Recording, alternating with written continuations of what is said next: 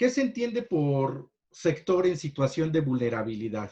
Es una pregunta clave. Vamos a hablar de grupos vulnerables, pero ¿qué estás entendiendo? ¿Qué entiendes tú? ¿Qué entiendo yo? ¿Qué entendemos en colectivo por vulnerabilidad? ¿Desde dónde lo estamos mirando? Y para ello, les voy a compartir este enlace ahorita en la pantalla. Es para que ustedes de manera, digamos, colaborativa y simultánea puedan ustedes también participar en la conferencia. Acabo de pegar el enlace en el chat y de lo que se trata es que ustedes de alguna manera aporten para ustedes inicialmente qué es en 3 palabras o cómo definen en 3 palabras a un sector vulnerable, a un grupo vulnerable. Ustedes entran a ese enlace, vienen ciertos cajones y ustedes ponen las preguntas que para ustedes son clave al momento de definir un grupo vulnerable. Esta primera herramienta que les presento se llama Mentimeter, es muy buena. Hay no solo para hacer nubes de palabras, que lo que ustedes van a ir viendo ahorita conforme vayan participando, les pido que por favor entren, participen en el mismo y las veces que ustedes quieran pueden participar en poniendo las palabras que ustedes consideren ahí. Es una herramienta muy útil porque podrían trabajar de manera sincrónica o asincrónica en distintos lugares con su equipo de trabajo y no solo hacer mapas mentales, no solo hacer nubes de palabras, sino además pues, tener una serie de herramientas a su alcance. Estoy transponiendo ahorita mismo lo que se está ocurriendo. No sé si ustedes pueden ver la nube de palabras ahora. Me parece que en la nube como tal no. Okay, Todavía la nube como tal no. exactamente. Voy a cerrar porque luego se transpone, la vuelvo a compartir para que veamos cómo se está modificando la nube y ver qué están ustedes opinando por grupo vulnerable. Y ahí están apareciendo las palabras de rechazo, enfermedad, discriminación, exclusión, pobreza. Fíjense ustedes que sí, que tiene que ver con esa parte. Una de las cuestiones de un grupo vulnerable y que caracteriza a la mayoría de estos, no necesariamente es una característica universal, pero es muy común que sea la pobreza. Sí se está viendo el mapa, ¿verdad? Sí. Ok, entonces ese es uno de ellos. También la exclusión, la discriminación es otra característica central de cualquier grupo en situación de vulnerabilidad. La enfermedad no necesariamente, la enfermedad no es algo que caracterice necesariamente a los grupos, pero sí podemos encontrar temas de salud, ¿no? Temas urgentes de salud que atender. Eso también me he encontrado en mi experiencia que es muy importante. La palabra rechazo, sin duda alguna, tiene que ver con esta parte de la discriminación y de la exclusión. Entonces, esta primera aproximación, pues es de alguna manera lo visible, lo que nos hiere a la mente, a la visión. Y entonces, esa sería una primera aproximación. Voy a dejar ahí en la nube, vamos a regresar a la nube. Ustedes van a poder seguir participando en la misma, está abierta y espero que puedan ustedes hacer uso de la herramienta y conocerla. Solo es entrar al enlace que les compartí en el chat. Ajá. Sí, solo una cuestión, Adelante. doctor Omar. Los participantes, bueno, si ellos quisieran hacer una pregunta, ya pueden hacerla. Pueden ellos activar el micrófono cuando gusten. Eh, este, entonces, por favor, para que si alguien lo quiere hacer, solo puede pedir la palabra y puede hacer la pregunta, ¿ok? Muy Así bien. es, que sea lo más dinámico posible. Ajá.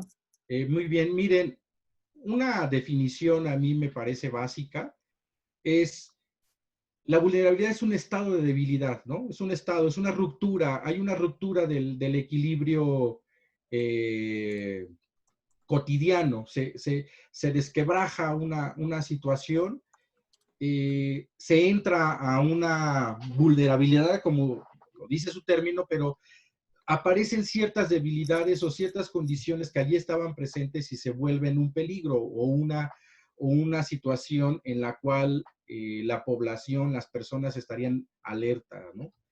Y hay quienes definen y quienes debaten la idea de si lo que les caracteriza a los grupos vulnerables sería la incapacidad de actuar o de reaccionar.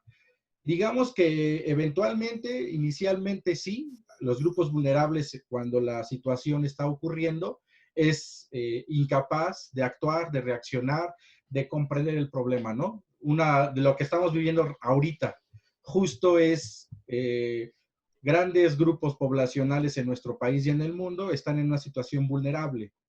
Hay una incapacidad de reaccionar, no solo de la población, ¿no? En general, o de los sectores que están en mayor riesgo, sino también del sistema médico, del propio gobierno.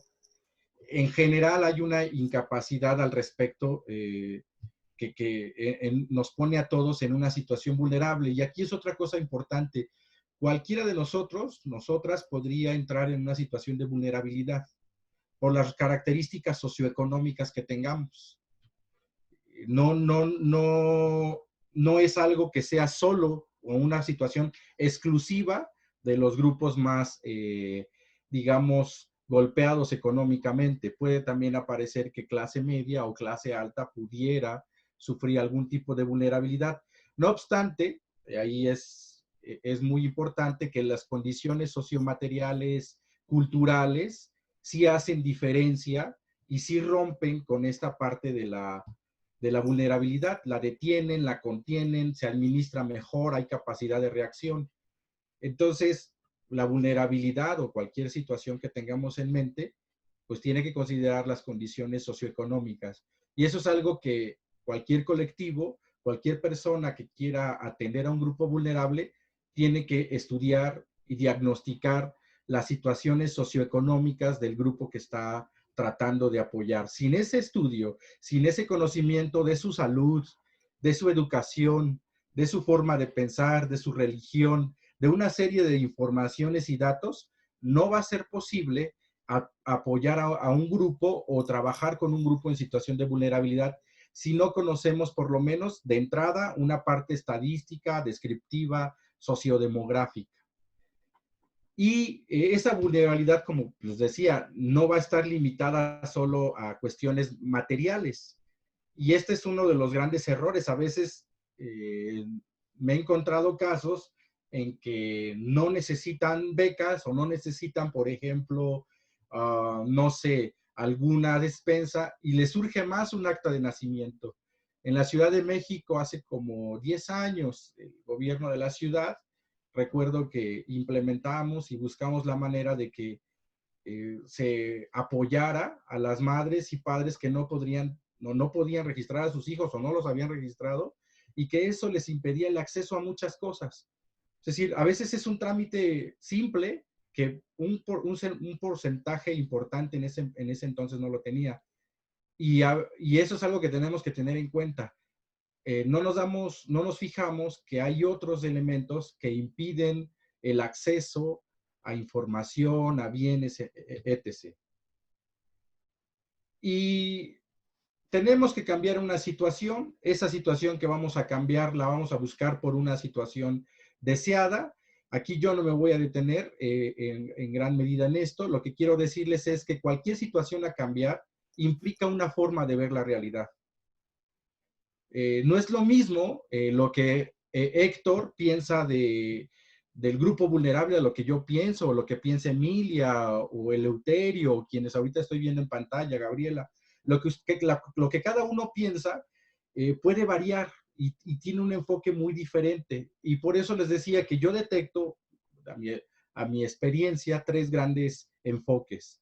Uno de ellos es el asistencial, se centra en el riesgo, hay que atender fundamentalmente el riesgo, es decir, se inundó la colonia, lo primero es atender ese riesgo, dar dinero para que recuperen sus condiciones materiales básicas y se acabó.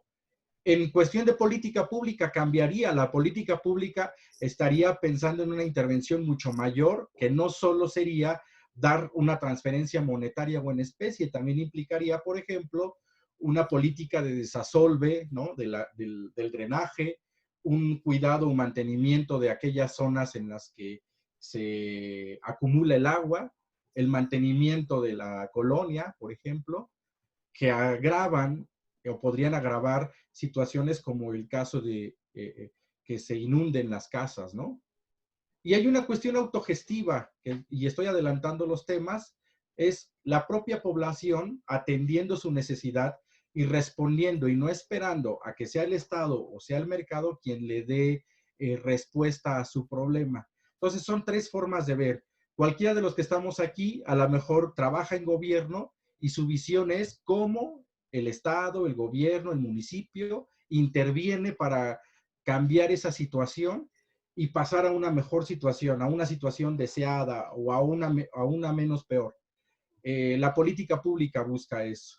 En el caso de la cuestión asistencial es muy cortoplacista, entrego dinero, entrego cosas. Un colectivo también puede tener esas características, luego no nos damos cuenta. El colectivo puede llegar, intervenir y luego irse. Y su intervención puede ser mínima, da algo y se acorta, por ejemplo, ¿no? No se mantiene en el largo plazo un trabajo autogestivo o no se conecta uno con ese trabajo autogestivo o con potenciar un trabajo autogestivo si es que no lo hay. Entonces, son tres maneras, son tres enfoques que creo que tenemos que tener en cuenta y diferenciar. ¿Y cuál es el que tenemos y en el que nos predomina? No es cualquier cosa. Les invito, aquí está ahorita, por ejemplo, un mapa de la República Mexicana. Este mapa lo obtuve del Atlas Nacional de Riesgos. Uno de los principales riesgos en la actualidad son los que tienen que ver con el cambio climático, con cuestiones sobre todo de tipo natural. Y a una fuente clave para ustedes que están trabajando con grupos vulnerables, que los quiere potenciar, uno de ellos es el conocimiento de los riesgos que hay en su localidad. Les recomiendo que entren al Atlas Nacional de Riesgos y en el Atlas Nacional de Riesgos se encuentra cierta información que me parece a mí clave. Les voy a cerrar la pantalla para poder compartir otra en la cual estaría puesto ahorita el Atlas para que lo visitemos rápidamente esa página. Cierro mi presentación, vuelvo a compartir ahora lo que tiene que ver con el Atlas Nacional. Yo les pido que por favor, cuando puedan lo revisen. ¿Estarían viendo ahorita la página? Sí, la vemos. Ok. Sí están viendo que se mueve mi cursor y eso. Sí. Ok, en tiempo real, ustedes pueden ver precipitaciones pluviales, cuestiones volcánicas, está el CENAPRED, etc. Pero lo más interesante digamos, de este caso del famoso Atlas, es que pueden entrar de manera municipal y dependiendo, por ejemplo, ahorita está la situación de la pandemia, pero pueden cruzar las futuras lluvias y la cuestión del COVID, o podrían cruzar una zona volcánica con la situación del COVID más la situación atmosférica, ¿no? Estas condiciones, digamos, geográficas, físicas, que, digamos, hay un consenso mundial de que lo que viene o lo que se nos avecina en gran medida es uno de los grandes temas, será el cambio climático. Habría que considerar este tipo de herramientas, entrar y de manera colectiva analizar ese espacio en donde ustedes están pensando intervenir. Por ejemplo, me parece a mí, en este sentido, no voy a explorarlo por la cuestión del tiempo, pero ustedes pueden entrar por municipio, por localidad a este proyecto. Voy a dejar de compartir y la idea es entrar y ver uno de los primeros grandes riesgos. Uno de los primeros grandes riesgos es el tema del medio ambiente. Ahorita no podremos ver, aquí quería poner otro, que es el tema de salud.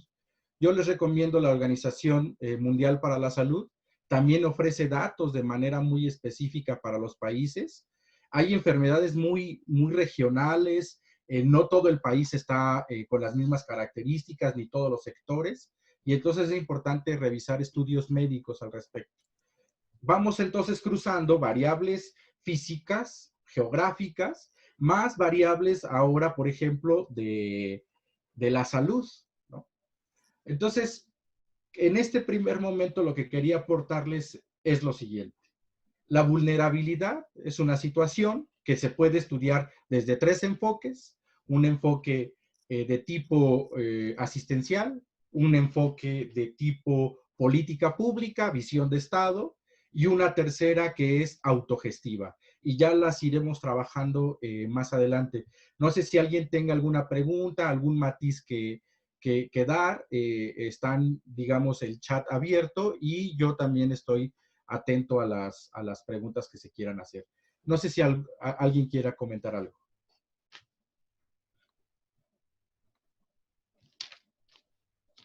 Si no, continuamos y para que, digamos, se siga con la dinámica. Les vuelvo a presentar el material que les vamos a compartir, que voy a dejar aquí con el colectivo Q. ¿Qué pasa con el enfoque centrado en el riesgo? El famoso asistencialismo. Déjenme decirles una cosa importante. Si bien lo veo de una manera crítica, el enfoque asistencialista tiene unos avances de tipo técnicos muy sorprendentes que vamos a ver, ¿no? Ahí está una foto común, ¿no? De la manera asistencialista, me tomo la foto con las personas en situación de vulnerabilidad. Ahorita ustedes no pueden ver esa foto completa porque está en esa esfera, pero hagan de cuenta que están puestos todos los sectores que atiende este gobierno, la verdad no sé qué gobierno sea, y, y esa es una manera de ver a los sectores vulnerables, ¿no? Una especie de foto, una especie de, de pobres, necesitan ayuda, no hay otra más que una visión paternalista del grupo vulnerable, ¿no? Y independientemente de que seamos críticos con eso, yo soy muy crítico al respecto de ese tipo de visión, hay algo que hay que reconocerle al enfoque centrado en el riesgo. Fíjense ustedes, ellos hacen una ruta crítica muy interesante. Plantean una situación inicial. Creo que cualquier perspectiva, ya sea autogestiva o de política pública, tiene que seguir o atender estos esquemas que les voy a presentar.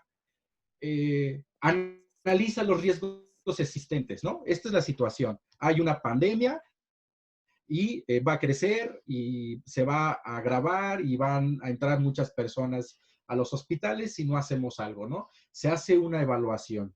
Ahora, también se hace una medición en un segundo momento de la proximidad de los riesgos. Y esa proximidad no solo es de tiempo, también es una proximidad espacial. Esta visión no solo te ofrece datos estadísticos de la cantidad de ingresos y de empleo y de cuánto producen las personas o no producen, también te ofrece a qué distancia se encuentra de determinado riesgo, de determinada situación climática. A nivel mundial hay datos muy específicos, fuentes muy interesantes sobre la proximidad en tiempo y en espacio de los riesgos. Ya les diré en dónde pueden encontrar este tipo de estudios. Luego, el siguiente momento es, ¿qué posibilidad hay de evitar los riesgos? Y se hacen escenarios, se evalúa, se vuelve a medir sobre la posibilidad de esos escenarios y hay riesgos que se van a poder evitar y hay otros que no. Y se tomará decisiones, ¿no? En ese sentido, una visión de tipo asistencialista, de tipo eh, paternalista, pues evalúa y va a evaluar en torno al menor costo. Va a decidir sobre lo que tenga menor costo. Si hoy me dijeran cuál es la política que predominó en el actual gobierno, y creo yo que en la gran mayoría de los gobiernos del mundo, fue de tipo asistencialista, lo único que se trató de hacer es evitar la cantidad de muertes o de contagiados durante un periodo para no saturar los hospitales. Eso lo hicieron todos los países en el mundo, buscaron no saturar fundamentalmente los hospitales, porque en el cálculo se estimaba que se hiciera lo que se hiciera, habría gente que iba a fallecer. Entonces, en ese escenario, pues se tomó para esta visión, pues la mejor perspectiva era no saturar los hospitales, que de por sí en la gran mayoría de los países es muy deficiente. ¿Qué mecanismos enfrentar? ¿Cómo enfrentarlos? ¿Qué se va a hacer? ¿Qué medidas se van a tomar? Y Ojo, si ya tú tomaste una decisión sobre qué vas a evitar, qué riesgos vas a evitar y cuáles no, en cuáles te vas a concentrar, siempre va a ser polémico y siempre va a ser discutible entonces los mecanismos, porque los mecanismos derivan de lo que tú definiste como el riesgo a atender a los riesgos que no vas a atender o que vas a atender en menor medida.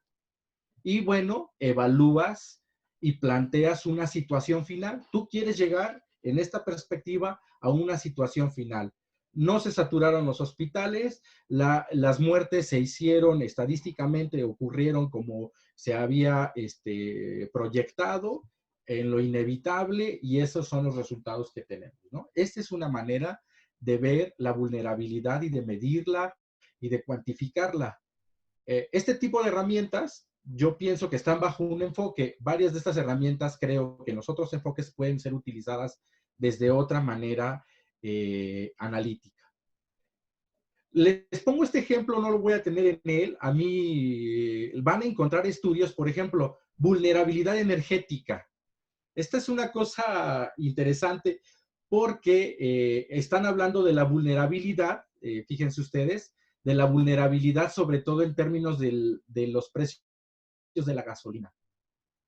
Entonces, en este estudio, ahí está citado, ustedes lo pueden ver, o en esa nota les van a hacer referencia a los estudios, en donde se midió pues la vulnerabilidad asociada al transporte, al petróleo, a la energía con el petróleo, con el transporte, y miden distancias, movilidad urbana, la renta, por estar en una zona conurbada o periférica o central, y ahí lo que hacen es determinan si la gasolina sube tantos pesos, el impacto o la vulnerabilidad de tales zonas va a crecer o va a aumentar. ¿Por qué? Porque van a verse afectados en su ingreso familiar, porque la movilidad va a ser más lenta, porque se va a saturar el transporte, porque si se satura el transporte, si se deterioran los ingresos en zonas conurbadas, caso del Estado de México, uno de los riesgos es que crezca la delincuencia. Entonces a mí me pareció muy interesante, pues una manera de medir y de ver una serie de efecto-causa de los gobiernos, de este tipo de gobiernos. Este es un estudio para España, no es para el caso de México, y pues, ustedes pueden encontrar de muchos tipos de vulnerabilidad, se habla de todo, y primero pasan por grandes vulnerabilidades, digamos, macroeconómicas, para después ver o atender la parte, digamos, social, ¿no? Entonces, si se fijan, pues es una visión que va desde arriba hacia abajo. Y pues pasemos a la parte, digamos, estadística. Les recomiendo estos dos grandes sitios. Este German Watch es buenísimo. Digamos que su lema es observar, analizar y actuar. Tienen datos sobre la vulnerabilidad en términos del cambio climático. Y les recomiendo Informan, que es una base de datos auspiciada por la Unión Europea, la cual tiene para las distintas regiones del mundo estudios y estadísticas específicas. Voy a cerrar de nueva cuenta la presentación para mostrarles a ustedes esas páginas. Les voy a dejar los enlaces y van a ver lo interesantes que son las mismas. Espero que no haya problema. Digo, no las dejo precargadas porque luego ya saben en lo que entra la página y se abre y esos rollos. Ok. Comparto la pantalla. Estábamos viendo lo del Atlas. Voy a quitar el Atlas. Espero que sigan participando en Mentimeter. No dejen de hacerlo para que se quede un mapa ahí mental en... no sé si nos podría ayudar Héctor de volver a pegar ese enlace. Y aquí está esta página. Ofrece estudios e índices, sobre todo de tipo midiendo el cambio climático y la respuesta que se tiene sobre el cambio climático. Y hace una medición y evalúa los distintos países cómo están respondiendo ante el cambio climático. La sorpresa que yo me llevé es que ningún país en el mundo está evaluado de manera alta en la prevención, en la atención y en todo lo que tiene que ver con el cambio climático. Hay bastantes deficiencias en el mundo respecto al cambio climático. Se está ignorando por parte de los gobiernos y dependiendo del gobierno, la prioridad del índice va cambiando. Y bueno, les recomiendo que entren a ustedes van a poder entrar a la región de, por ejemplo, América Latina, van a ir a ver a México y les va a aparecer un estudio de la evaluación completa que le hacen a México, a Perú, a Colombia, a Chile, a España, sobre la atención al cambio climático y su impacto social. No solo ofrecen, esto es lo interesante, datos climáticos, sino los acompañan con un análisis de la vulnerabilidad social, del nivel de pobreza, marginación, inseguridad pública, en fin. No tiene otras mediciones que serían interesantes que se agregaran, que quizá a lo mejor no tengan nada que ver para ellos. Yo sí agregaría que una de las cosas que me he encontrado cuando hago investigación de campo es la corrupción. La corrupción es muy alta en las zonas en donde hay gran marginación o descuido ambiental y donde la pobreza es alta. Me he encontrado y sin hay corrupción de distintos niveles y de distintas formas y en sus distintas expresiones. Yo creo que uno de los índices que se tendría que acompañar en el análisis de riesgo, les sugiero a ustedes que son especialistas en esto, siempre lo acompañen del índice de corrupción en las zonas. Es un tema a atender por muchísimas razones. No debemos dejarlo de lado. Y en la otra página, ¿sí las están viendo? Sí.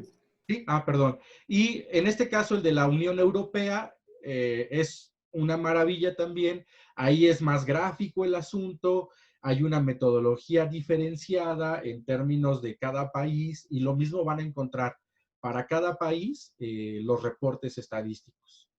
En este caso del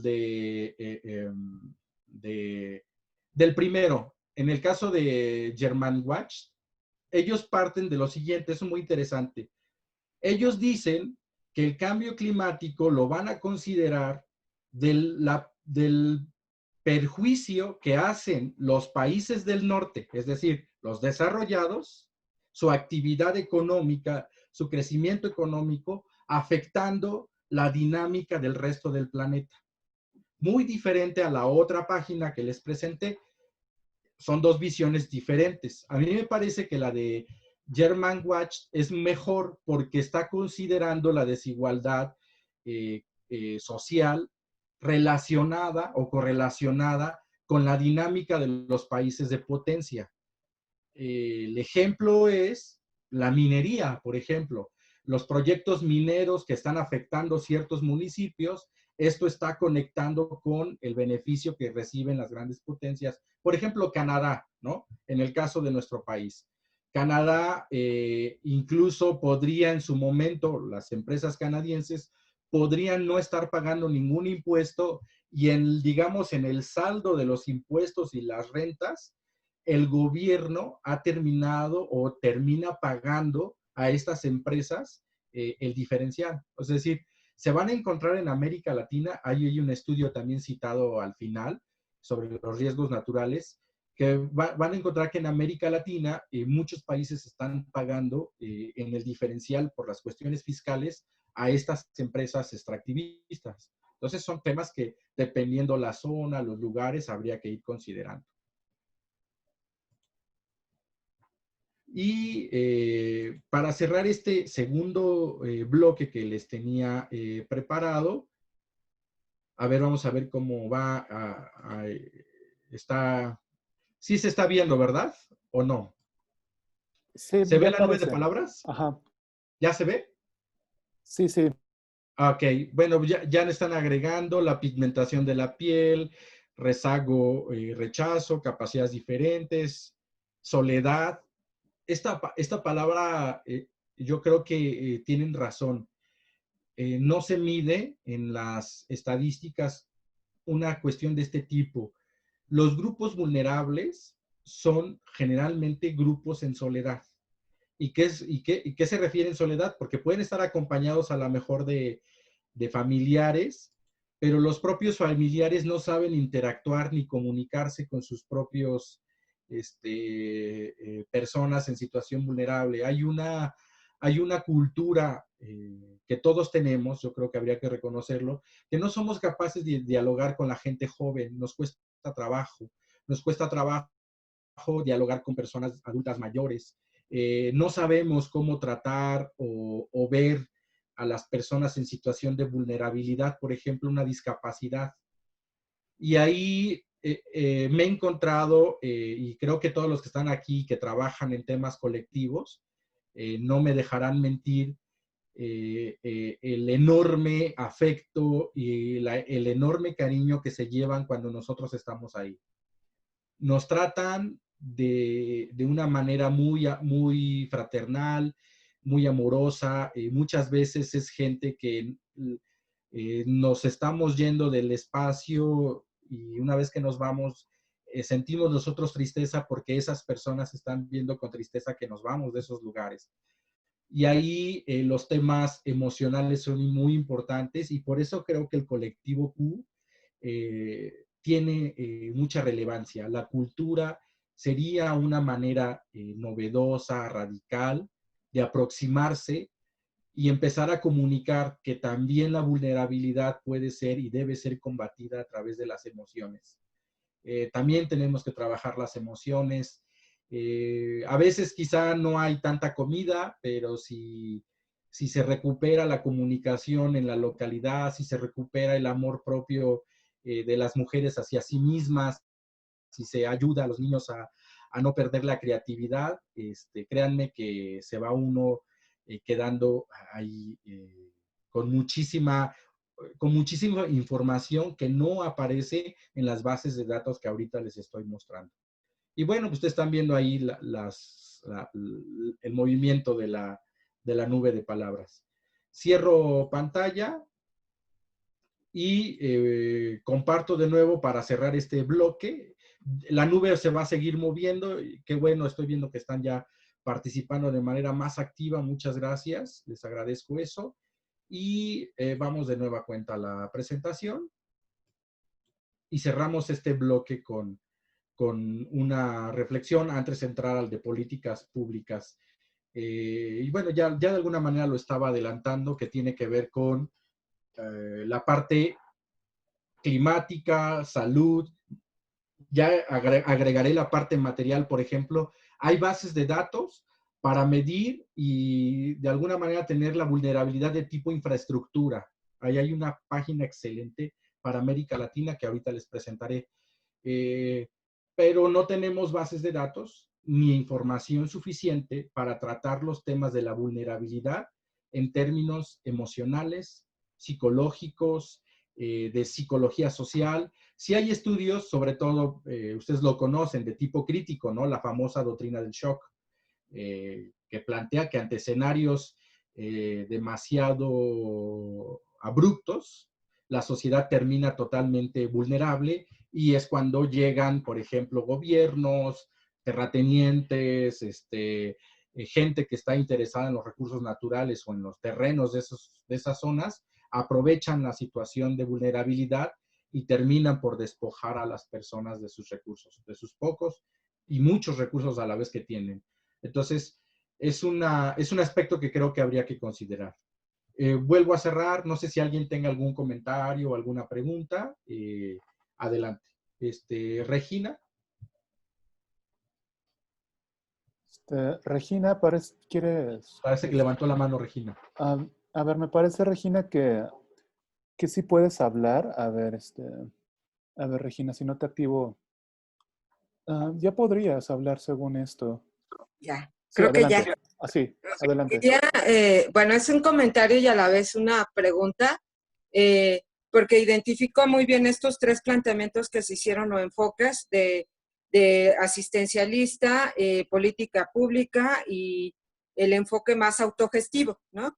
Pero partiendo justamente de los grupos vulnerables, creo que un papel fundamental o una actividad básica a realizar serían dos elementos. Uno es ¿qué papel juegan justo estos grupos en estos enfoques, o sea, cómo se identifican a sí mismos. Es decir, no es lo mismo la identificación de una persona, de un grupo vulnerable dentro de un enfoque de política pública que de un asistencialista y que de un autogestivo.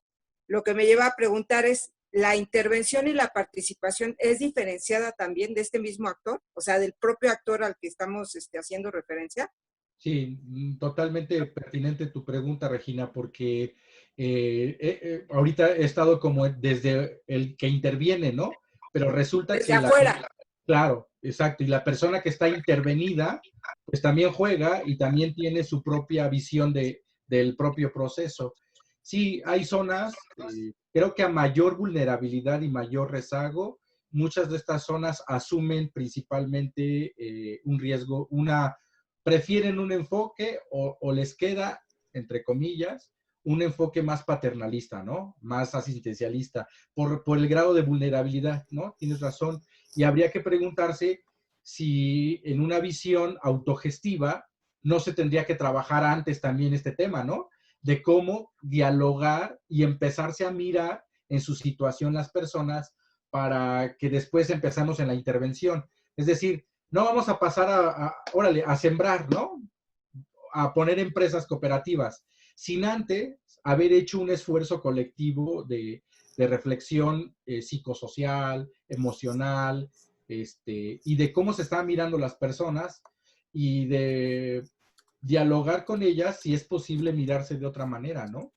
O también, en su caso, entender por qué se miran así y no intentar cambiar eso, porque también eso es muy importante, ¿no? Si vamos a trabajar con comunidades, tampoco podemos llegar a decirles, nosotras y nosotros sí sabemos qué se debe de hacer.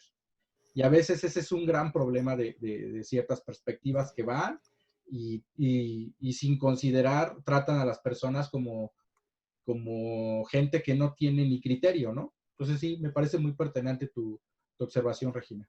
Sí, tienes toda la razón. No sé si alguien más quiera comentar. Ya ahí veo que se sigue moviendo la nube de palabras. Fíjense que aparece la palabra discapacidad, la asocian mucho a la vulnerabilidad, discriminación, rechazo, enfermedad. Enfermedad es muy, muy alta ahí también. En fin. Voy a volver a compartir la pantalla para pasar al enfoque ahora de políticas públicas. El anterior estaba diciendo lo siguiente. Les decía, si bien somos críticos del enfoque asistencialista y de su medición cuantitativa, resulta que tienen también un tremendo desarrollo instrumental. Es impresionante. Por ejemplo, en el ramo de la medicina, es muy, muy, muy, muy estructurado las intervenciones. Están muy claramente definidas. A mí me parece que de los ramos de las ciencias, la medicina tiene mucho más avance que, por ejemplo, la economía en este tipo de temas. Es una cosa curiosa. Es una cosa curiosa. Hoy creo que en este tema de la pandemia, quienes mejores respuestas tenían y quienes más imaginaron este tema fueron justamente el sector médico, antes que el sector, los economistas, que a la fecha seguimos sin entender qué pasó, ¿no? Entonces, y pues bueno, ahorita lo único que estamos haciendo es decirle al mundo entero que México va a decrecer, apenas salió hace poco, va a caer 14%, según. O sea, imagínense, es lo único que estamos diciendo. Y lo único que estamos diciendo es vamos a caer 14% y además eso es endeúdate. Lo único que tenemos, lo que está ofreciendo la economía, lamentablemente es eso. Y creo que ahí hay un problema. Bueno, comparto pantalla de nueva cuenta y creo que ahora se están viendo ustedes mismas, o están viendo en blanco. ¿Ya ven la pantalla, perdón? Sí, ya. Bien. Disculpen, es que como tengo dos pantallas, de repente no sé cuál de las dos pantallas se está viendo, por eso les pregunto mucho. El enfoque centrado en políticas públicas, tampoco me voy a detener a gran detalle a la misma, pero esta visión sí busca fundamentalmente atender un problema de una manera más, digamos, ordenada, utilizando los distintos instrumentos de la institucionalidad, utilizando los distintos instrumentos que tiene a cargo del presupuesto, de los funcionarios públicos, en fin, está tratando de incidir de una manera tal que utilice de la manera mejor posible los recursos que tiene a su alcance, en este caso, el gobierno. Y este ciclo de las políticas públicas, a mí me parece, lo pueden encontrar en Jaime, esta fuente se los recomiendo mucho, es un material muy didáctico, muy básico, muy introductorio para las políticas públicas. Yo creo que no necesitan gran material, es un material básico, muy didáctico, que les invito a que revisen. Definición del problema, ¿no? Al igual que el enfoque de asistencialista, define el problema, pero en el ciclo de políticas públicas no se detiene ni se centra en el riesgo. También una definición de política pública podría ser que estableciera acciones de tipo preventiva. Es decir, su diagnóstico no solo mide, o su primer análisis sobre el problema no solo es estadístico, también hace análisis de tipo cualitativo, ¿no? Las emociones, esto que nos comentaba Regina, cómo se ve la población, en qué situación se encuentra cultural, política, ideológicamente, en fin. Después, que eso es lo difícil, cómo el problema entra a la agenda. Generalmente, los problemas de los grupos vulnerables entran a la agenda de manera obligada. No ocurre que los gobiernos tomen el problema antes. Siempre ocurre o generalmente ocurre, que el problema les llega y entra a la agenda porque no hay de otra, ¿no? Y ya que entra a la agenda, se vuelve un compromiso político, se hace esa cuestión, ya las personas presionaron, no sé, un colectivo como Q o cualquiera de ustedes que está aquí, que forma parte del gobierno, hay gente que aquí son funcionarios públicos, gente que trabaja de manera autogestiva en los lugares que está, tendrá mucho que ver en este tema de cómo incidir en que los gobiernos asuman sus responsabilidades, ¿no? Después de eso se construyen alternativas, igual que en el otro modelo hay una construcción de alternativas, pero esas alternativas de nueva cuenta no son cuantitativas, son alternativas que ya tienen un enfoque de tipo cualitativo. No solo va a ir una transferencia monetaria, sino a lo mejor estoy pensando en mejorar o construir un hospital o, no sé, reforestar un bosque, en fin, tendría otro tipo de dimensiones. Se toma la decisión, se implementa lo que se decidió y se entra a evaluar, ¿no? Se implementa, se evalúa, se implementa, se evalúa, se regresa, se mejora. Se supone que una política pública tendría ese tipo de comportamiento. ¿Lo estamos haciendo bien? ¿No se está haciendo bien? ¿Lo reformulamos? ¿Continuamos? Se logra y se cierra la política pública. Aquí el tema de la política pública es que no puede ser eterna, tiene recursos precisos, limitados, y abre y tiene que plantearse un final. La política pública no es eterna, vamos, no siempre se va a estar implementando, tiene que tener avances y en algún punto tiene que cerrar o reformularse esa política y convertirse en otra más robusta o más reducida, pero no puede permanecer en el tiempo, si no ya no sería política pública, sería algo mucho más amplio como ya un objetivo de visión de Estado, ¿no? De nación. Estas serían las preguntas que normalmente se hacen al interior de las políticas públicas. No me voy a detener tampoco aquí en los temas de vamos a ver qué es una política pública. Es un curso mucho más largo, con más detalles.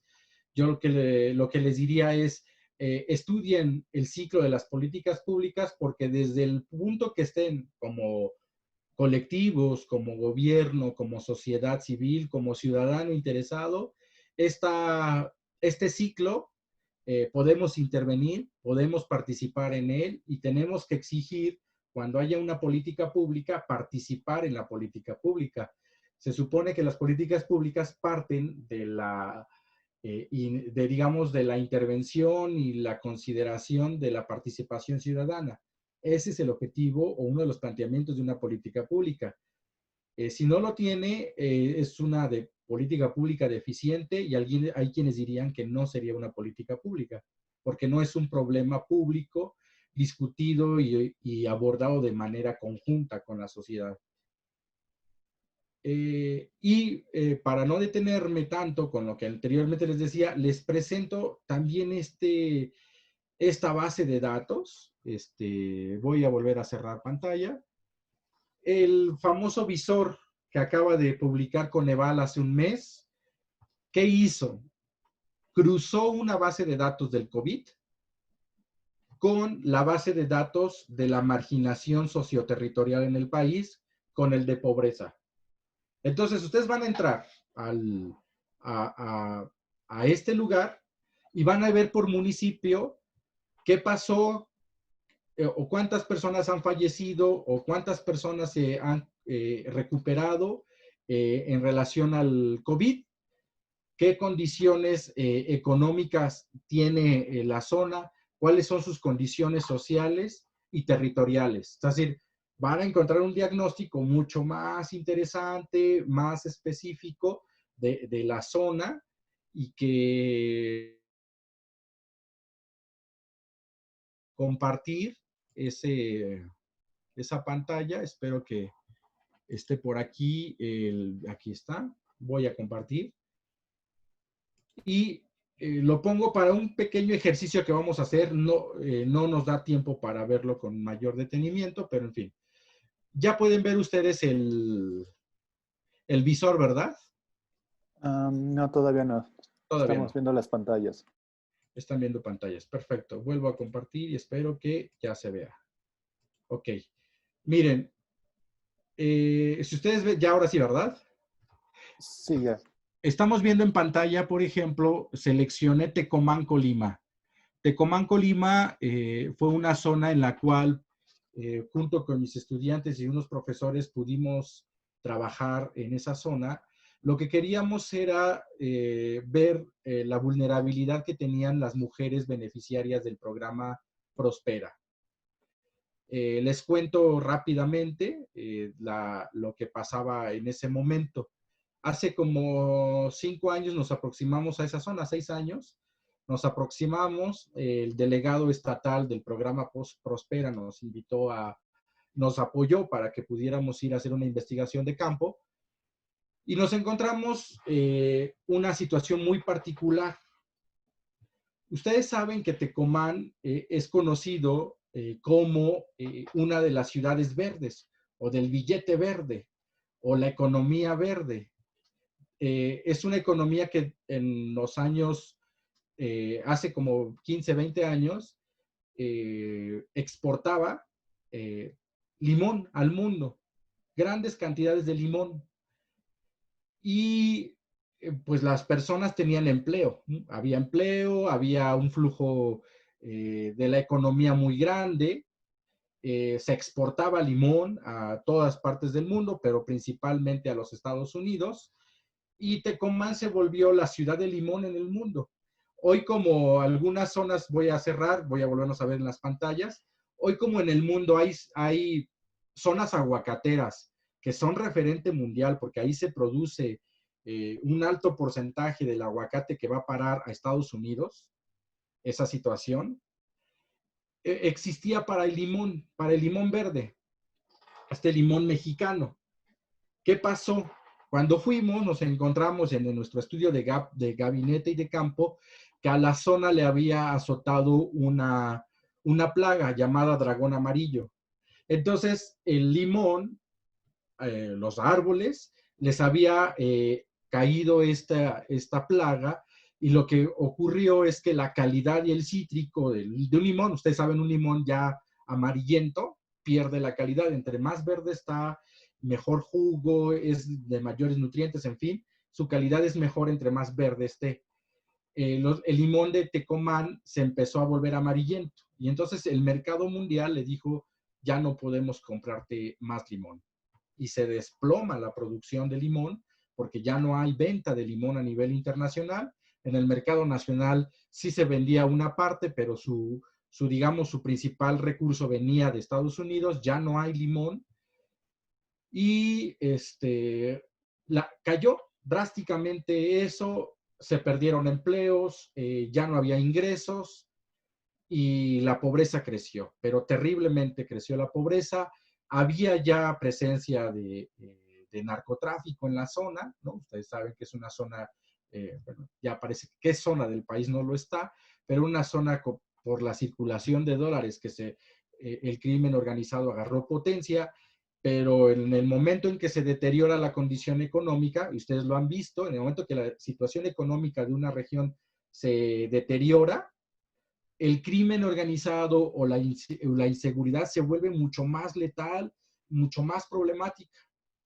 Entonces, súmenle a ustedes, no tengo empleo, mis ingresos cayeron, no puedo ni sembrar, porque nos encontramos con la siguiente situación en Tecomán. La gran mayoría de las tierras, 90 y tantos % de la tierra, pertenece a grandes terratenientes. La mayoría de las personas no son dueñas ni tienen parcelas de la tierra. Eran jornaleros. Nosotros teníamos la idea de que eran propietarios de la tierra y cuando vamos ahí no eran propietarios de las principales zonas, digamos, productoras de limón. Entonces, no eres propietario de la tierra.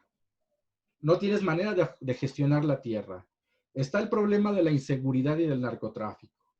Ya no hay ingresos, ya no hay empleo.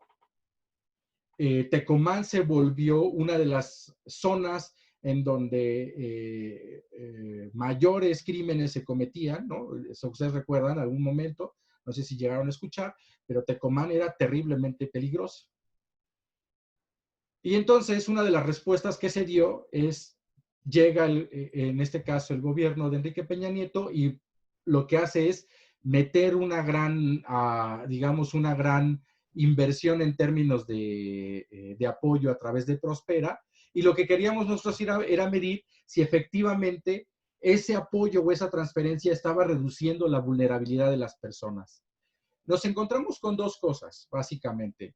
La primera, que el ingreso efectivamente sí tenía cierta importancia, porque si no había nada, por lo menos circulaba la cuestión comercial en las tiendas y en los pequeños mercados.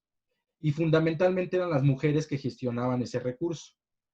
Digamos, no se resuelve el problema, lo que hace es, por lo menos la vulnerabilidad se contiene, se detiene ahí. Pero muchas de las mujeres entrevistadas nos decían, mi hijo ya no va a la escuela, ya no puedo ir al médico.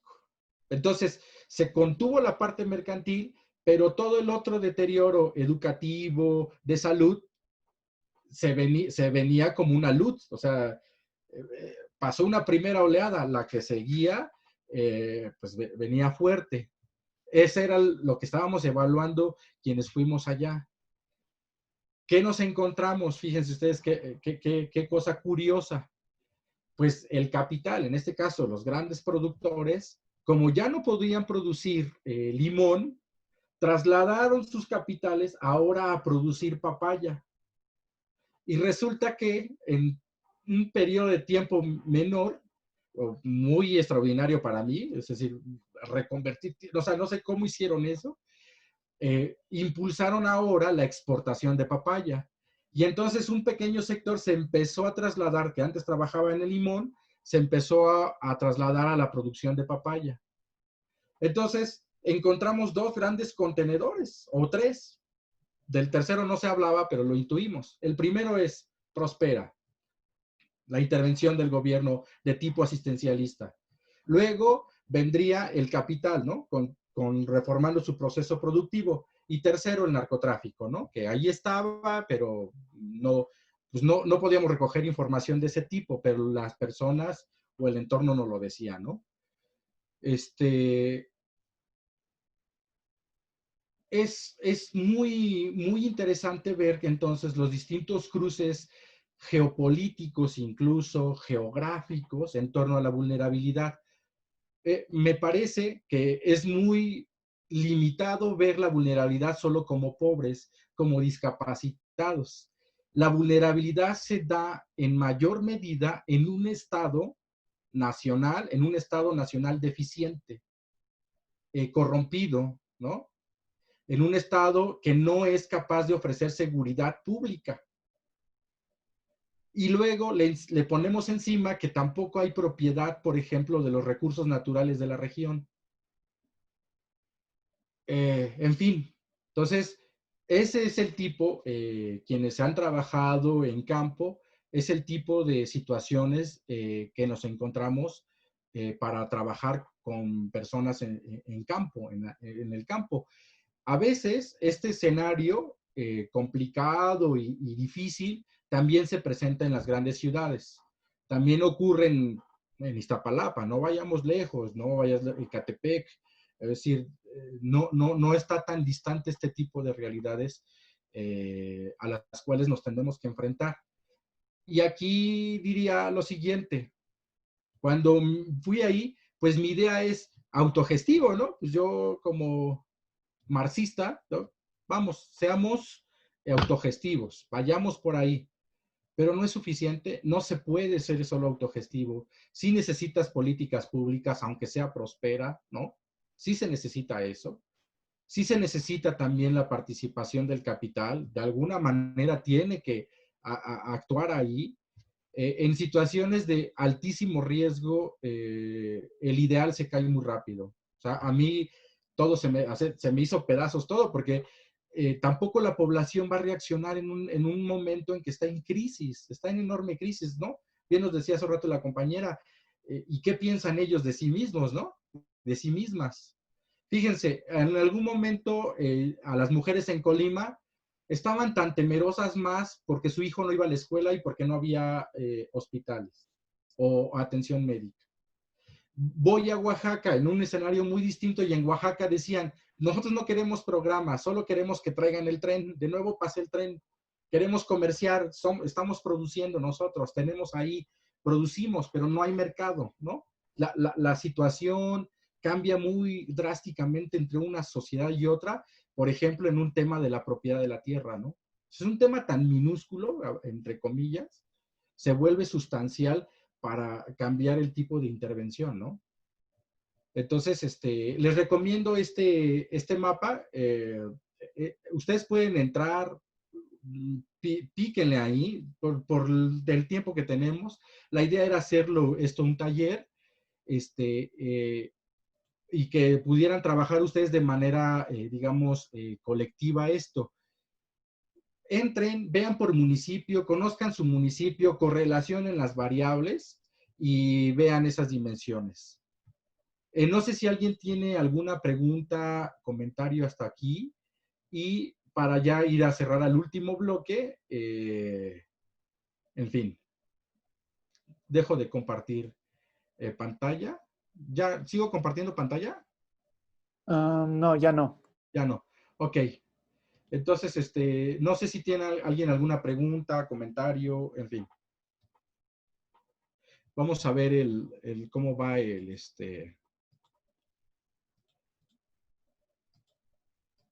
no sé si alguien tenga algún comentario o algo que agregar. Si no, vamos, cerramos y ya que tengamos todo el panorama completo, pues hacemos ya un cierre, ¿no? Les presento de nueva cuenta ahora la tercera parte, que es la parte autogestiva. Vamos a ¿Dónde estás? ¿Dónde estás? Aquí estás. Sí lo ven, ¿verdad? Sí, lo vemos. Perfecto. Miren, les voy a mandar en el chat esta herramienta, se llama Mural. Es una herramienta con la cual ustedes pueden trabajar de manera colaborativa. ¿Qué quiere decir que puedan hacer de manera colaborativa? Existen, digamos, ya plantillas para hacer mapas, estadísticas, gráficos, de manera colegiada, de manera dinámica, a ustedes que son gente que son servidores públicos o que intervienen ya en algún escenario y que pueden trabajar con su equipo materiales e información. Yo les sugiero que entren a Mural, así se llama, mural.ly, así, aquí es mural.co, perdón. Ustedes entran a mural.co, ahorita estoy compartiendo, voy a compartir en el chat el enlace, déjenme buscar, encontrar el chat, ya está aquí. Acabo de pegar el enlace para que ustedes puedan entrar a la herramienta que está ahí. Yo les pido que por favor, se tienen que inscribir, hay que inscribirse. Si alguien ya está, se inscribió o lo que sea, ingrese por favor y veamos cómo funciona esta herramienta, ¿no? Voy a cambiar de pantalla para que vean cómo funciona Mural. Aquí yo diseñé una plantilla. Es una plantilla en donde ustedes pueden aproximar y alejar la pantalla, el mural, y pueden trabajar de manera individual y todos al mismo tiempo sin que se afecte, en este caso, la visión. Ustedes siempre pueden alejarse o aproximarse de la herramienta cuanto quieran y pueden ustedes modificar los distintos elementos. Pueden agregar bases de datos, pueden agregar imágenes, videos, archivos, y ustedes van diseñando ahí pues una herramienta. Yo aquí estaba pensando, si hubiésemos tenido tiempo, analizar el caso de Tecomán. Les iba a pedir que ustedes investigaran Tecomán, Colima, el tema del dragón amarillo, me dijeran quiénes y qué riesgos. Ustedes van pegando sus etiquetas aquí, van investigando, citan las fuentes de donde obtienen sus distintos datos. Luego me dicen a mí qué propondrían, qué harían para mejorar y cambiar esta situación. Y en una tercera columna, ¿para qué? No es lo mismo, y aquí es muy importante en el caso de las políticas públicas y en el caso de la autogestión, no es lo mismo el qué y el para qué. Doy un ejemplo. Aquí quiero empoderar a las mujeres. Empoderar económicamente a las mujeres. ¿Qué voy a hacer para empoderar económicamente a las mujeres? Y alguien diría, enseñar y capacitar para abrir cooperativas. Muchas veces se confunde el objetivo con la finalidad o el mecanismo. En este caso, ¿para qué quiero empoderar a las mujeres a través de cooperativas? Lo que quiero, según mi estudio, es incidir en la participación política de las mujeres en la zona, o me interesa que eso a la larga se traduzca en una reducción de la deserción escolar, porque en la medida en que las mamás no tienen trabajo, se ocupan en otras áreas, y los padres tampoco lo hacen, se olvida el tema de los hijos, la infancia, y ahí hay un descuido. ¿A qué voy con esto? Empoderamiento económico no puede ser visto como un objetivo. No es un objetivo. Quien vea empoderar el empoderamiento económico de los grupos vulnerables, está cometiendo un error. Es una herramienta. Es una de las tantas herramientas. Hay quienes pueden ver esto que estamos viendo, del Tecomán o del tema que ustedes quieran, sin la perspectiva del empoderamiento económico. Existen muchas otras. Está la perspectiva de género, está la cuestión cooperativa, la economía social. Hay muchos otros enfoques que son herramientas para llegar a puntos diferentes, a los mismos puntos, pero de una manera distinta. ¿Qué quiero decirles con todo lo que les he enseñado o que hemos platicado ahorita? Que el empoderamiento económico es una herramienta, no una finalidad. Es un medio, más no el fin. Muy diferente a pensar lo que vamos a empoderar, porque ¿qué creen? No van a empoderar nada, no vamos a empoderar nada. Vamos a participar en intervención con un enfoque de empoderamiento y lo que vamos a lograr es cierta intervención con una ruta crítica de largo alcance. Quienes trabajan en campo saben muy bien que hay gente que ya lleva décadas, no sé, seguramente que hay alguna asociación civil, un colectivo, lo que sea, que ya lleva años trabajando en una zona y que los problemas no se han revertido. Se han logrado ciertas cosas, ciertos avances, porque el objetivo no es empoderar, sino es una herramienta. Hay algo mucho más allá que eso.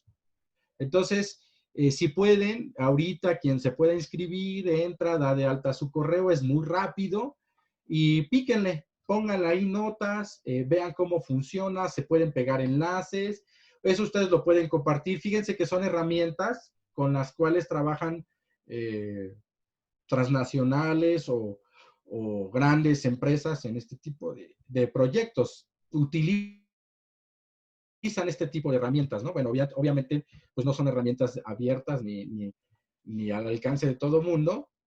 Esta herramienta está limitada, aunque es limitada desde muchísimo, muchísimas cosas. Miren, voy a salirme de ahí para que ustedes vean qué tantas cosas hay. Por ejemplo, existen, no sé si puedan ver, a ver, recientemente, favoritos, aquí. ¿Sí están viendo la pantalla ahorita, no, verdad? ¿O sí? ¿Sí? Ok, miren, ahí están distintos esquemas. Ustedes los pueden retomar, modificar, pueden trabajar con sus equipos de trabajo y hacer cosas muy creativas, realmente tener un registro de reflexiones. No sé si les pasa que luego tienen reuniones con los colectivos, sindicatos, academias, y son horas y horas y horas de mucho hablar y de que nada de eso se registra. Ok, en lugar de que hablemos todas y todos, vayamos escribiendo y registrando nuestras opiniones, nuestras contribuciones y nuestros materiales en este tipo de esquemas. En una siguiente sesión, tenemos una sesión de reflexión, decimos cómo funciona y no nos vamos a tardar media hora, una hora a lo mucho. Nos vemos a la siguiente sesión y va a ser una hora porque ya todo el mundo vio las aportaciones de todo el mundo y lo que sigue entonces ahora es jerarquizar las distintas aportaciones. Y en una tercera reunión también de media hora a una hora, lo que se trata es de tomar decisiones. Eso es lo que les decía al inicio a mi estimado Rodrigo y Héctor, el trabajo colaborativo. ¿Cómo va a ser este? Fíjense que ahorita estoy investigando el ingreso básico universal, lo que es la renta básica, y toda la literatura con la que me encuentro, toda la de la renta básica, ustedes van leyendo un documento y tiene enlaces, todo tiene enlaces, todo tiene enlaces. Y lo más interesante es que yo veo un gráfico y me trae un enlace que me manda a la base de datos, es decir, me hace que yo pueda descargar el Excel o el programa que esté, yo descargue el archivo y ya tenga los datos ahí depurados y yo los pueda utilizar como yo necesite. Tenemos que empezar a caminar en términos de compartirnos documentos de esta naturaleza, con enlaces, con herramientas y empezarlas a divulgar. Ya algún día esperemos que podamos platicar de cómo ocurre esta situación en otros países. Y aquí en México, por lo menos lo que yo me he encontrado es que el conocimiento es, yo lo sé y no lo comparto mucho, ¿no? Mi presentación es mía, ¿no?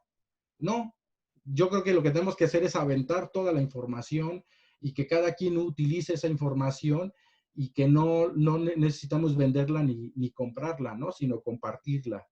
Yo he podido hacer un trabajo de investigación del IBU sin mucho esfuerzo porque me he encontrado con este tipo de esfuerzos. En fin.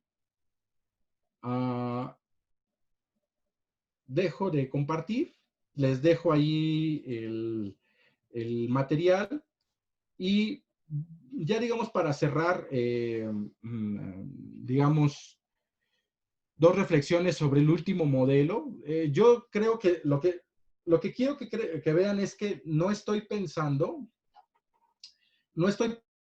que son los tres enfoques y que no hay misturas y que no hay, no. Yo lo estoy diciendo es grandes enfoques, cómo están esos enfoques, distinguirlos es importante y que al distinguirlos tú tengas la claridad de cuál es tu perspectiva y de cómo estás mirando al otro, a la otra. Es decir, muchas veces podemos tener una mirada del otro, de la otra equivocada. Y nosotros pensar que estamos viendo realmente a la otra persona como un ser humano. Y resulta que puede ser que nuestra perspectiva siga viendo de manera inferior o de manera asistencialista a esa otra persona que está enfrente, y que entonces nuestro objetivo diga reducir la discriminación, la desigualdad. Para empezar, yo mismo estaría teniendo un planteamiento de desigualdad, incluso hasta de discriminación, sin darme cuenta. Entonces es importante ver los enfoques y por qué utilizamos uno o por qué utilizamos el otro, qué es lo que está ocurriendo en los distintos espacios. Me encuentro con comunidades indígenas, con comunidades campesinas, que fíjense ustedes, no están, están siendo más pragmáticos y están viendo su propia autoorganización de una manera diferenciada. A veces permiten la intervención del gobierno, otras veces de la empresa, otras ocasiones no la quieren, y van avanzando. Entonces, nos vamos a encontrar con muchas experiencias. Cierro con la presentación y espero que podamos tener un intercambio de ideas ahora mismo. Pueden ver mi presentación ya, ¿verdad? De nuevo. Sí, así es. Bien. El enfoque centrado en la autogestión. Yo recomiendo mucho la literatura española, la literatura argentina respecto al tema. Sudamérica tiene mucho trabajo de autogestión. México en los años 60 y 70 también formó parte de un movimiento de autogestión en muchos sentidos. Lamentablemente en México se quedó por décadas olvidado el tema y los fenómenos de autogestión están siendo más visibles en países como España, Argentina, en fin. ¿Qué dice el enfoque de autogestión? Y tiene pues ciertas premisas. Para empezar, hay una, digamos, una enorme matriz en donde separan lo siguiente. Dicen, este cuadrante que ustedes pueden ver de la derecha a la derecha en la parte superior, que dice empresas públicas, cruza dos grandes ejes. Hay una propiedad pública, ¿no? Y esa propiedad pública busca obtener lo que está en el eje, digamos, horizontal, alguna ganancia, algún beneficio. Pemex, CFE o alguna empresa pública tendría cierta ganancia, pero se supone que estas ganancias serían o terminarían siendo públicas. Sabemos bien que es difícil, que muchas veces estas ganancias no llegan a los sectores más vulnerables. La tendencia y las estadísticas dicen que de todos los ingresos en porcentajes no pasa del 3-4% de esos ingresos para gente vulnerable. Realmente no llegan muchos de estos beneficios. En el caso del otro eje, el que está del lado izquierdo superior, tendría como dimensiones la propiedad privada más la ganancia. Y ahí estaría pues todo el mercado, todo el sistema económico capitalista que persigue una ganancia. Esa es la intención de este bloque. Y hay un tercer bloque que sería el que está en la parte inferior del lado derecho, que tiene como eje la propiedad pública y lo social. Entonces, ahí podríamos hablar de administración social.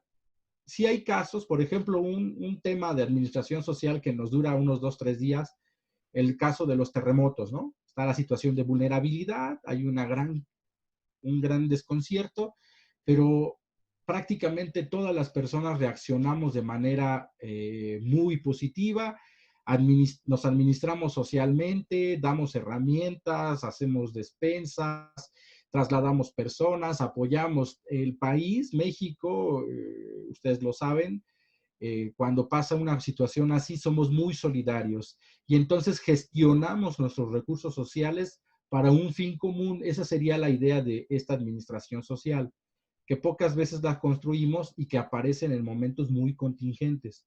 Tendríamos que pensar cómo generar proyectos de administración social masivos de esta naturaleza, pero prácticamente no se toca este tema. El que sí está aquí, seguramente muchas y muchos de ustedes están trabajando, es el lado izquierdo inferior, que es la propiedad privada y el tema de lo social, y pues están los famosos proyectos de las cooperativas, la economía solidaria, la creación de monedas comunitarias, en fin. Ahí hay un enfoque que no busca una ganancia, sino busca, digamos, un conjunto de beneficios sociales.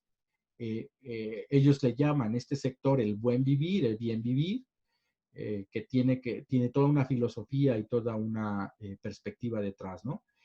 Yo lo que les digo es que estas tres, empresas públicas, empresas privadas y proyectos sociales, es decir, mercado, Estado y sociedad organizada, coexisten, ¿no?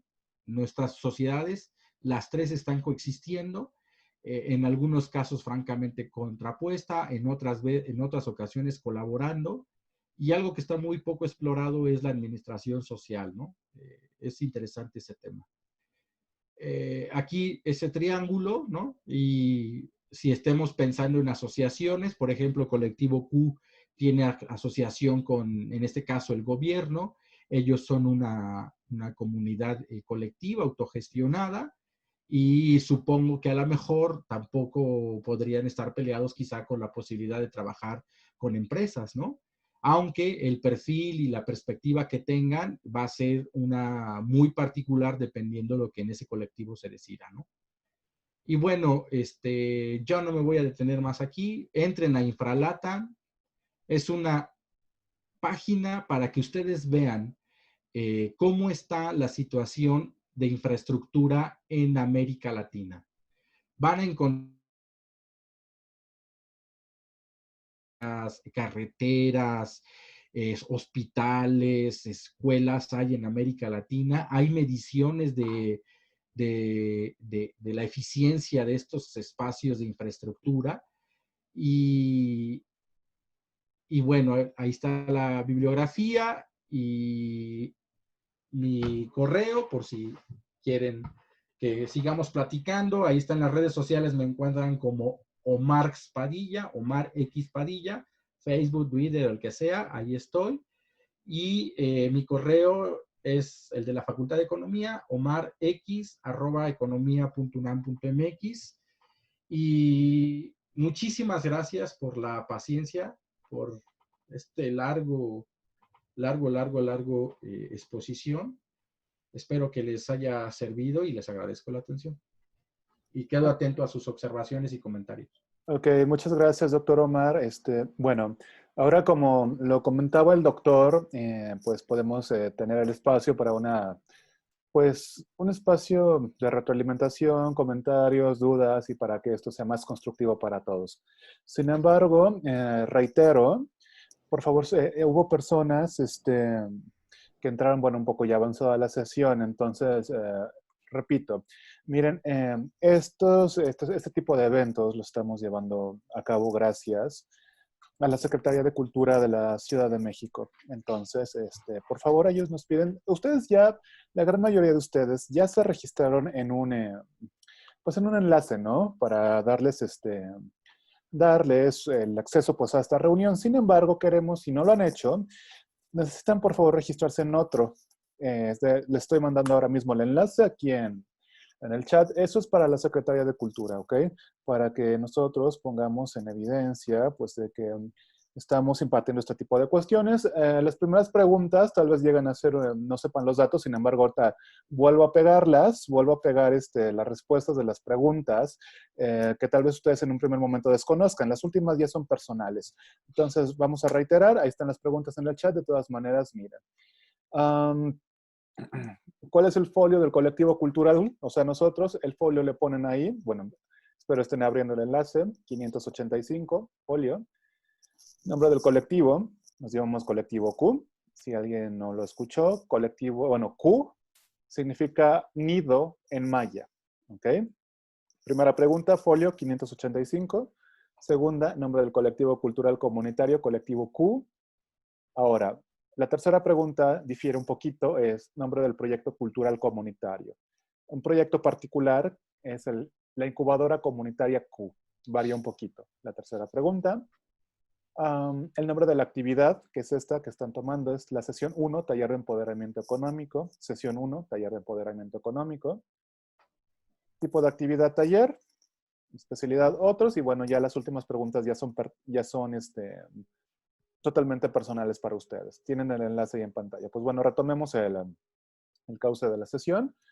Y pues esto, si tienen preguntas, por favor, participen. Este es el objetivo, de que se lleven información de calidad. Bueno, que de por sí ya el doctor Omar hila bastante bien en cuanto a información.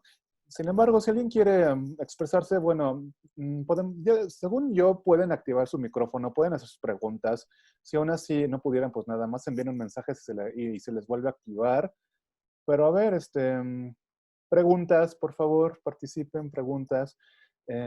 Muy interesantes estos 3 enfoques que nos dice para el abordaje de grupos en vulnerabilidad y cómo tenemos que cambiar esquemas, conceptos en cuanto a lo que vulnerabilidad se refiere. Pero a ver, preguntas, comentarios, por favor. Ahorita están como espantados, espantadas, con muchísima información, pero se mantuvo. Ahí está todo están atentos y atentas. Y no hay pregunta Sí, grande. creo que Regina quiere hacer una pregunta. A ver, ya podrías hablarla, activar el micrófono. Ajá, adelante. Sí, más bien un par de comentarios. Sí. Digamos, he tenido la oportunidad de acompañar y asesorar diferentes actores de desarrollo, tanto desde colectivos, organizaciones civiles, sobre todo administración pública.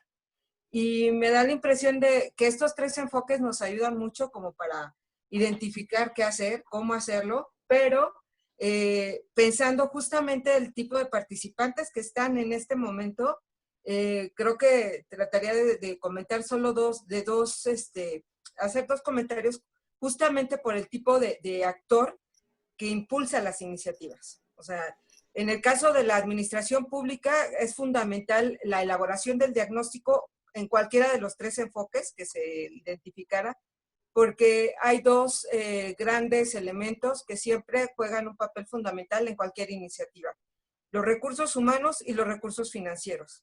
Nosotros no podemos generar ninguna iniciativa si no tenemos esto claro y sobre la mesa, cuánto podemos invertir, y ahí entra algo muy importante, que es delimitar las cosas, que a veces nos cuesta mucho trabajo, sobre todo cuando hablamos de grupos vulnerables, porque quisiéramos hacer cosas que cambiaran o revolucionaran o dieran un giro de 180 grados y que se superempoderaran y entonces tuvieran un desarrollo que pudiera verse en los siguientes meses, ¿no?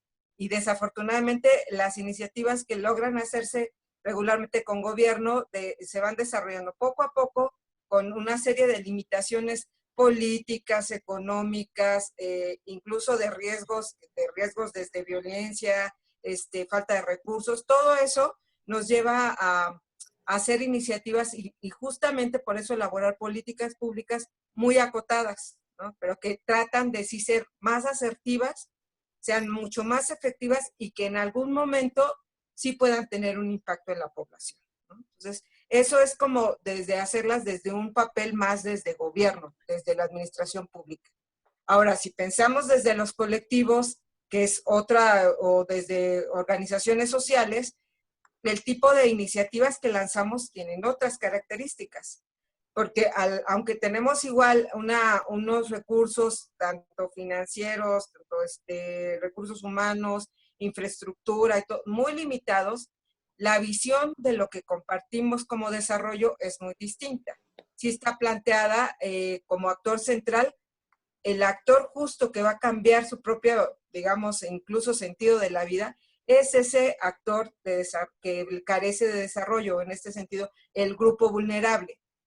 Y entonces es muy importante hablar con él, porque a diferencia de la administración pública, en donde tú puedes determinar ya desde un inicio hasta dónde y qué vas a dar, en el caso de hacerlo desde una manera como colectivo, lo construyes junto con ellos, para que pueda ser efectivo, para que realmente tenga resultados que puedan ser, digamos, a corto plazo y que puedan verlos y sobre todo vivirlos. Entonces, aunque estos enfoques sí creo que nos ayudan mucho, sí creo que es muy importante tener muy claro desde dónde los estamos retomando y cuál es el papel que como actor externo o de acompañamiento o de construcción o como administración pública es el que vamos a jugar a la hora de lanzar alguna iniciativa. No sé si alguien más para hacer unas reflexiones colectivas. Ok, me parece, a ver, alguien tiene levantada la mano. Por aquí anda. Arely Estrada, ¿tú quieres preguntar algo? ¿Quieres comunicar algo? Si tú quieres puedes hablar, o bueno, no sé si hayas activado el levantar mano por error, pero a ver, mientras, si tú nos quieres decir algo o alguna otra persona, alguna duda, algún comentario. Gracias. Ajá, Sí, bueno, tengo una duda. ajá. Quiero hacer dos preguntas. Una,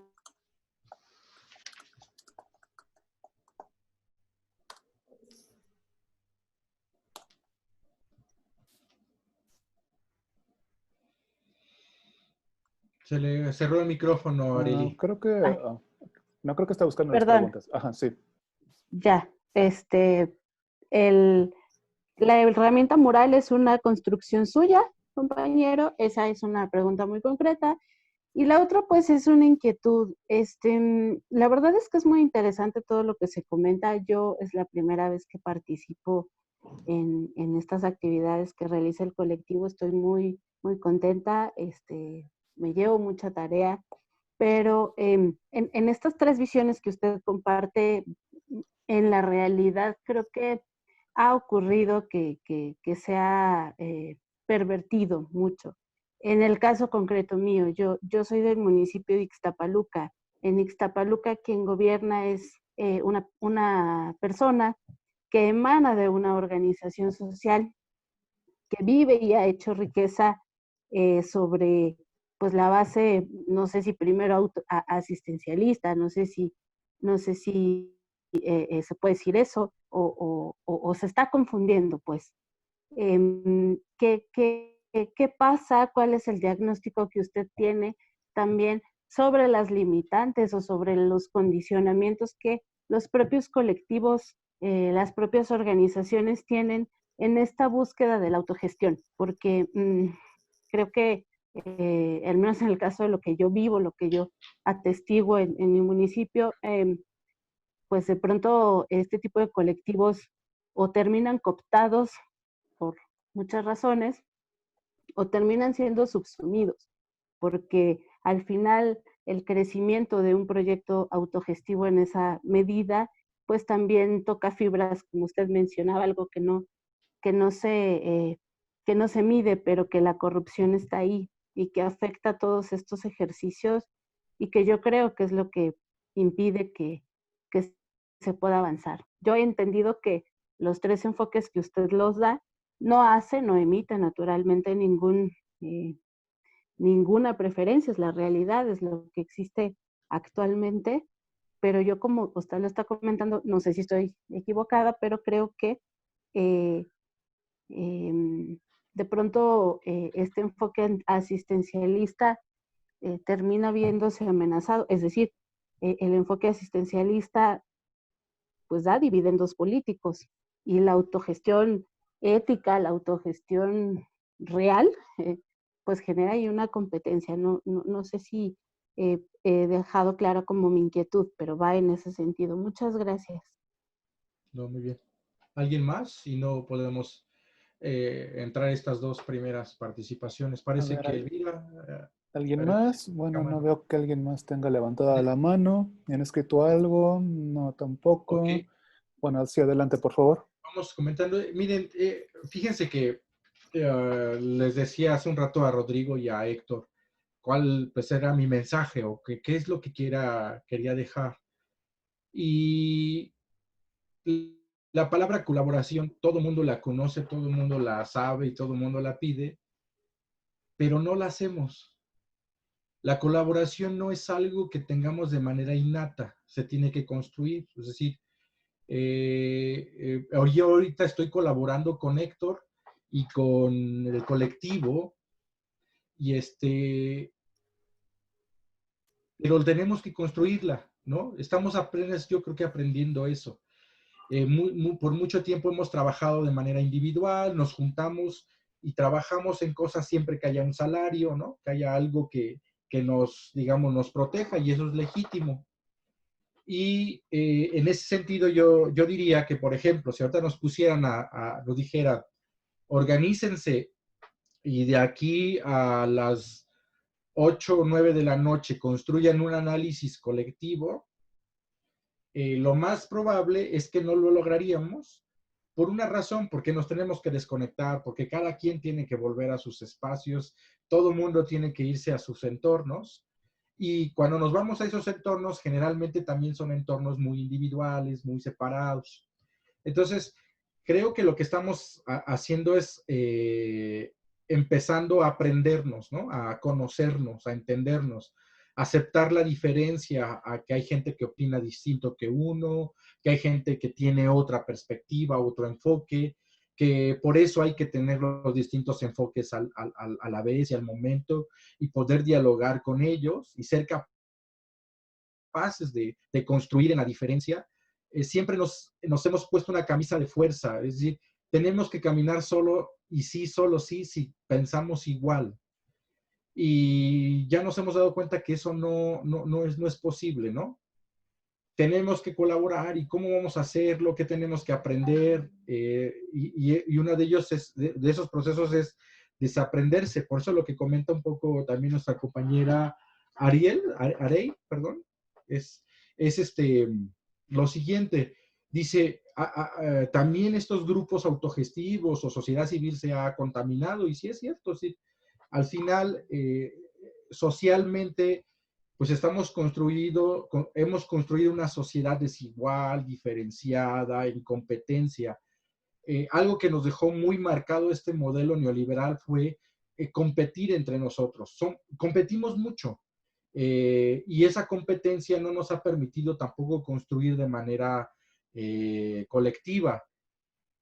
Entonces, el hecho, por ejemplo, que ahorita nos invita Colectivo Q, dice, a ver, aquí está el registro, tenemos que cumplir nosotros esto con el gobierno, pero seguramente, y hasta donde sé, va a haber talleres de multimedia, les van a enseñar, por ejemplo, a construir videos, a editar imágenes, es decir, tiene toda una lógica también incluso tecnológica, técnica.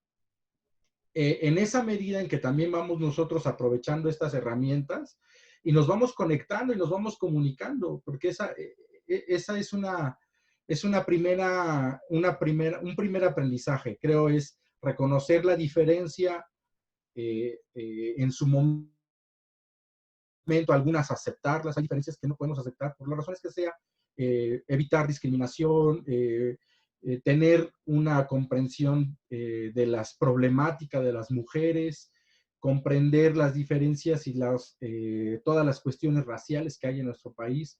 Ese tipo de cosas las tenemos que estar aprendiendo, comprendiendo, porque forman parte o van a formar parte de nuestro proceso de colaboración y de trabajo en equipo. Y de ahí entonces creo yo que tendremos que reaprendernos, que tenemos que empezar a colaborar, y una de ellas pues es cómo le hago, cómo me sumo, cómo participo, qué hago, ¿no? Por ejemplo, ahorita todo el mundo participó en la famosa nube de palabras, ahorita ya están los 30 y tantos, se han mantenido aquí. Creo que todos estamos en la expectativa de hacer algo. Nos agarró una crisis y hoy tenemos problemas de empleo, tenemos problemas de ingresos, sabemos que no podemos salir a la calle y que hay muchas personas en situación grave. En ese sentido, yo diría el siguiente, y un poco ahí lo que comentaba Regina, los recursos materiales y monetarios, humanos, ¿no? La realidad es que ya no hay recursos materiales ni monetarios. Es decir, lo que sigue es fundamentalmente el trabajo con recursos humanos. Ustedes saben que la economía está decreciendo, los recursos fiscales van a caer, el propio gobierno está haciendo una enorme movilización de recursos, lo está pasando, fíjense, al enfoque asistencial, ¿no? Está dando transferencias monetarias con una lógica y en algún sentido van allá. Este propio proyecto tiene esa idea, ¿no? Fíjense ustedes, los colectivos también están recibiendo una transferencia monetaria. Los que están sembrando árboles están haciendo otra lógica así. Entonces, las transferencias monetarias no necesariamente son negativas. El asistencialismo no necesariamente tendría una cuestión negativa, ¿no? En este caso, no es un proyecto dirigido a sector vulnerable, ¿no? Es un sector, normalmente, pues los que estamos aquí tenemos ciertos privilegios, estudios, lo que sea, y estamos comprometidos con esta búsqueda de cambiar las cosas. Yo diría a la compañera que sí, que efectivamente estamos aprendiendo y que en el camino van a salir nuestros propios instintos y nuestras propias formas de ver la vida, y eso nos va a llevar a diferencias. Pero ya hay cosas que no podemos dar marcha atrás, ¿no? Ya yo creo que esta parte de la corrupción nos tiene a todos y a todas ya muy molestos. No sé, hace poco, no sé si vieron el caso de Duarte, ¿no? Es Sonora, si no mal recuerdo, Chihuahua, no me acuerdo si Chihuahua, y salió el Estado salió, o sea, la población entera salió a festejar con carne asada. Es decir, hay un hartazgo y también ya hay una cuestión que ya no queremos volver a vivir, ¿no? Pero no va a bastar, necesitamos trabajar y colaborar y reflexionar. No va a ser sencillo, pero no va a pasar, no va a haber dinero. O sea, ahorita el recurso que tiene Colectivo Q debe de ser contado. Los recursos que tienen ustedes y cada uno de nosotros están contados, son mínimos. El Estado, la propia visión ahorita del gobierno es cerrar los recursos y mandarlos a sectores vulnerables, desde su visión. Ok, eso ya lo manda hacia allá. ¿Qué sigue? Al jalarse la cobija, al jalarse los recursos, ya colaborar y trabajar de manera, digamos, colaborativa entre nosotros, ¿no? Intercambiarnos información, invitarnos a proyectos. A lo mejor no hay un pago como tal monetario, pero sí hay que la comida, que el evento, que oye, me invitaste a tu evento, ahora ven al mío, oye, ¿cómo ves esto? Otro, aquí hay gente profesional de muchas ramas, hay médicos, hay funcionarios públicos, hay gente activista. La verdad es que este pequeño escenario que tenemos ahorita es muy rico, muy rico. No saben todo lo que podríamos hacer quienes estamos ahorita juntos y juntas. Pero ¿qué pasa? No lo podemos hacer porque de saber que es necesario, tenemos que ir aprendiendo muchas cosas en el camino y ajustar nuestra vida a una nueva realidad.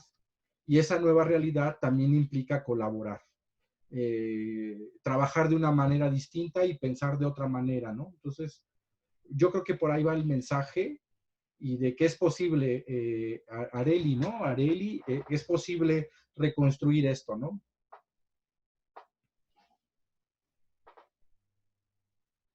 No sé si alguien más, nos vamos despidiendo y cualquier cosa, pues yo sugiero que tome la palabra a Héctor. Ok. Sí, sigan el colectivo, tiene su página en Facebook, etc. Y aprovechen, porque la calidad de los eventos que van a hacer va a ser muy buena, Muchas Y gente gracias. joven y todo eso. Sí, pues bueno, de nueva cuenta agradezco muchísimo el tiempo del doctor Omar por pues, todo este tipo de cuestiones muy ilustrativas para de seguro todas las cuestiones que los aquí presentes tenemos en mente, ¿no? Para irlas consolidando. Bueno, Emilia, no sé si quieres decir algo. Bueno, en este momento, Emilia, si tú quisieras hablar, se puede, nada más, pues ya habla, ¿no? Pero a ver, si no, miren, les estoy pasando en este momento aquí el chat para todos, al chat para todos estamos pasando el enlace del Facebook, ¿no? Estamos pasando el enlace del Facebook de Colectivo Q. Esta sesión obviamente fue grabada y vamos a enviarlos. Vamos a subirlo ahí a la brevedad. Ahí lo van a poder presenciar. Entonces, también les vamos a pasar nuestro correo electrónico, el de Colectivo Q. Y por favor, queden atentos a las actividades que vamos a desarrollar ahí. Vamos a tener una gran serie de actividades para que ustedes puedan aprovecharlas de la mejor manera, ¿no? Entonces, a ver, ya vamos a ir finalizando. ¿Alguien más? Emilia, me parece que ya deberías de poder, Sí, ya. Sí, a ver, adelante. Les reitero, Emilia es una de nuestras gestoras, es de parte de la Secretaría de Cultura. Adelante, Emilia, por favor. Pues nada, quería presentarme, decirles que yo voy a estar acompañándolos en algunas de las sesiones. Y bueno, estoy aquí como para lo que se les ofrezca. Y bueno, también quería participar en la sesión de preguntas. Sí, adelante. No sé si se podría, o sea, si en algún momento estos enfoques se llegan a complementar o a juntar. O sea, ¿es posible que haya proyectos en los que más de uno esté presente? Sí, sí, de hecho sí ocurre.